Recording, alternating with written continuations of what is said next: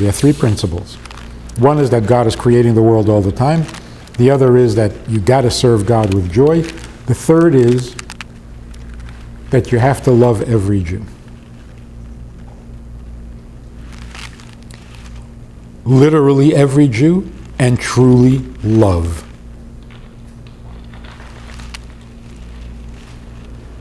Why was that the Baal Shem Tov's slogan? It's written in the Torah, you should love your fellow Jew. What the Baal Shem Tov was doing,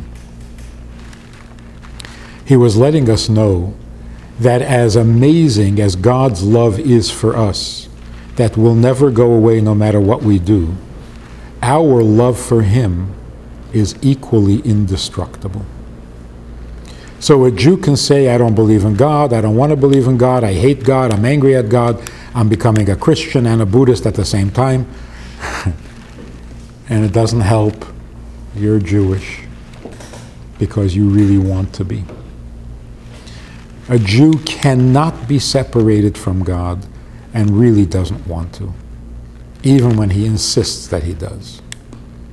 So a Jew is godly beyond description and therefore is always deserving of love. You take these three things and you have a completely new Yiddishkeit. It's a different world.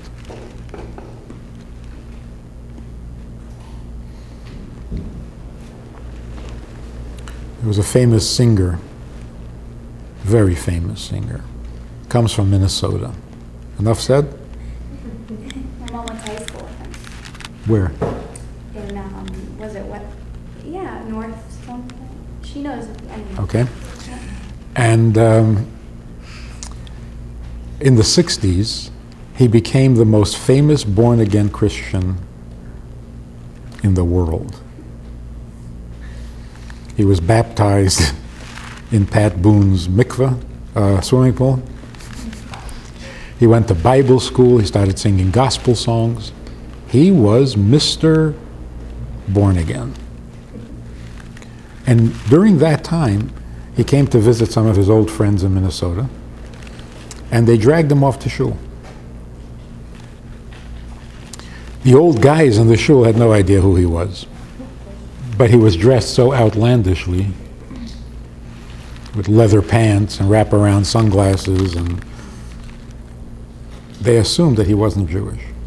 Sorry, for those of us who don't know, Dylan. Yeah.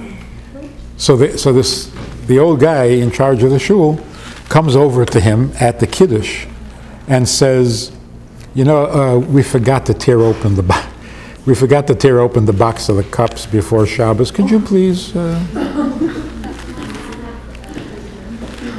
He tears it open, and on the way home, he is fuming. He's beside himself, and he says to his friend, "Why did he ask me to tear the cups? Doesn't he know I'm Jewish?" Well, you kind of announced to the world that you weren't. Jewish. Tear open the cups on Shabbos. So the Baal Shem Tov says, there is no Jew you don't have to love. In fact, the more weird they are, the more lovable.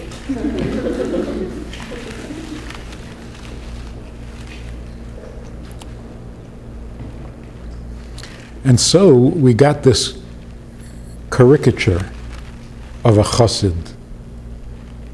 Always dancing, always happy. Okay, that's a bit of an exaggeration.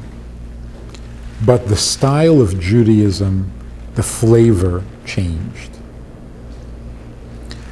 I remember growing up in Crown Heights in the 50s. My family was all religious, but it was really obvious and clear that my grandfather was convinced that he is the last Jew.